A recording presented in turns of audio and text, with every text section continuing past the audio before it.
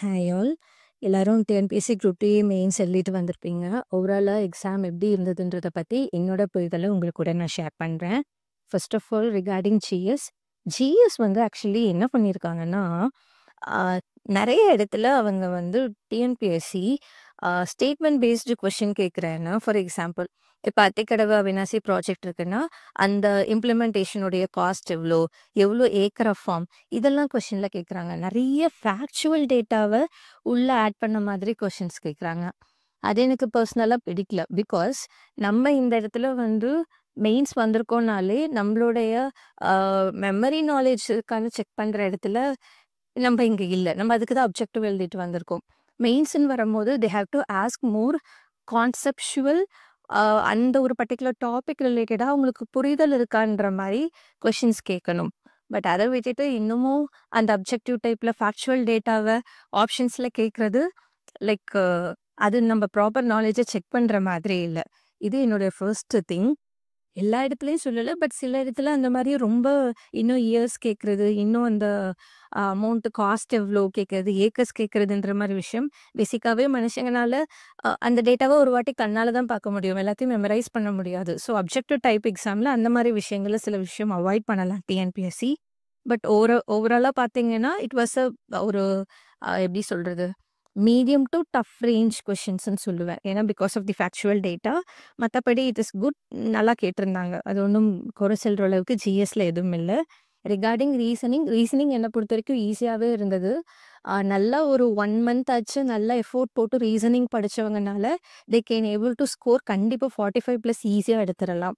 அந்த விஷயம் 35+ ஈஸியா எடுத்துறலாம். அது எனக்கு பார்த்த உடனே தெரிஞ்சது. இதுதான் ரீசனிங் வந்து கரெக்ட்டா ஓரளவு அவங்க சொன்ன மாதிரி எஸ்எஸ்எல்சி ஸ்டாண்டர்ட்ல கரெக்ட்டா கேட்குற மாரி கேட்டிருந்தாங்க. அதுல எதுவும் பிரச்சனைகள் இல்ல. இன்னும் நான் உள்ள போயிட்டு உங்களுக்கு இதெல்லாம் மிஸ்டேக்கா கேட்டாங்க. இந்த மாரி விஷயங்களுக்குள்ள போகல. பட் ஓவராலா நான் சொல்லிட்டு இருக்கேன். ரிகார்டிங் இங்கிலீஷ் கிராமர் சில வொக்காபுலரி மட்டும் டஃப்பா கேட்டு கொஸ்டின டஃபன் பண்ண மாதிரி இருந்தது. அண்ட் மத்தபடி இட் வாஸ் குட். ஆன்சரபிளாவும் இருந்தது. ஸ்டாண்டர்டாவும் இருந்தது. இதுவும் நமக்கு எஸ்எஸ்எல்சி ஸ்டாண்டர்ட்ன்னு சொல்லியிருக்காங்க இல்லையா? அதுக்கேத்த மாதிரி கரெக்ட்டா கொஸ்டின்ஸ் வந்து கேட்டிருந்தாங்க. நெறைய பேர் தமிழ் இலக்கணம் வந்து டஃப்பா இருந்ததாக சொல்லியிருக்காங்க. அண்ட் இந்த விஷயத்த டிஎன்பிஎஸ்சி பார்க்கணும். இப்ப நம்ம குரூப் 4 எக்ஸாம்லயும் தமிழ் வருது. அண்ட் இலக்கண பகுதி கேட்பாங்க. இங்க குரூப் 2க்கும் வரும்போதுன்றப்போ, ஆனா ஒரு விஷயம் தெளிவா தெரியுதுங்க. டிஎன்பிஎஸ்சி வந்து இந்த வாட்டி கிராமர்லாம் நம்ம ஸ்கூல் புக்ல இருந்து கேட்கணுன்ற மாரிலாம் அவங்க மைண்ட் செட் பண்ணல. கான்செப்ட்டோட கிளாரிட்டி யாருக்கு இருக்கோ, they can able to answer it அப்படிங்கிற மாதிரி கேட்டிருந்தாங்க.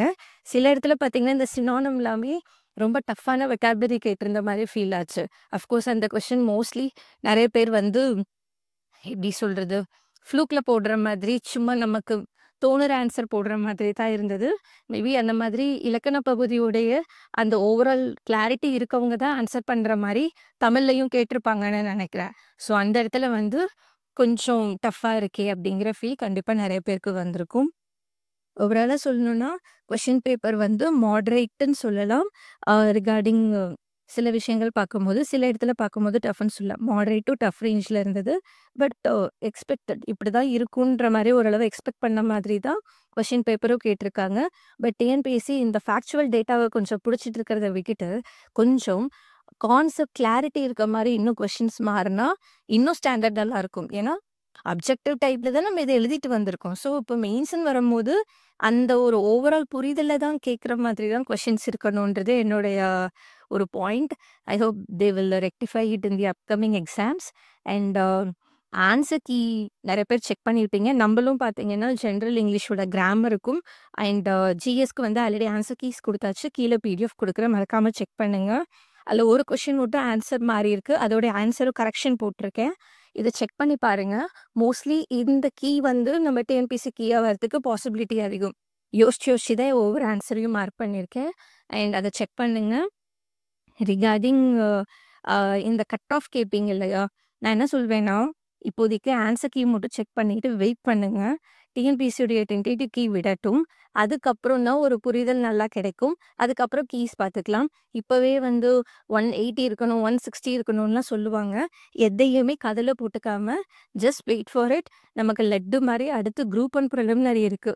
இப்போ நம்ம இவ்ளோ பெரிய 100 கொஸ்டின்ஸ குரூப் 1 ஸ்டாண்டர்ட்ல தான் கிட்டத்தட்ட எழுதிட்டு வந்திருக்கோம் மெயின்ஸே.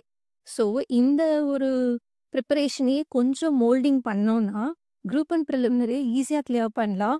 அத ஃபோக்கஸ் பண்ணி உங்க ப்ரிப்பரேஷன ஸ்டார்ட் பண்ணுங்க. பிகாஸ் அ என்ன பொறுத்தவரைக்கும் இந்த குரூப் 2 மெயின்ஸ் வரைக்கும் வந்திருக்க ஒரு பெர்சன், குரூப் 1க்கு எலிஜிபிள் ஆன கேண்டிடேட் கண்டிப்பா they can crack it. They have that potential. So, இப்போ அடுத்து வர குரூப் 4, குரூப் 2வ டார்கெட் பண்றத விட, ஃபர்ஸ்ட்டு கையில லட்டு மாதிரி இருக்க குரூப் 1 ப்ரிலிமினரிய நீங்க ஃபோக்கஸ் பண்ணீங்கன்னா, டெஃபினட்டா கிளியர் பண்ணலாங்க. கொஞ்சம் ஆல்ரெடி நல்லா ப்ரிப்பேர் பண்ணிட்டீங்க. லைட்டா வந்து நம்ம இந்த எக்ஸாமுக்கு ஏத்த மாரி லைட்டா ஃபைன் டியூன் மட்டும் பண்ணோம்னா, definitely we can able to crack it. And அதுக்கான விஷயத்த இம்மீடியட்டா ஸ்டார்ட் பண்ணுங்க. Don't waste your time. ஓகேங்களா? Thank you.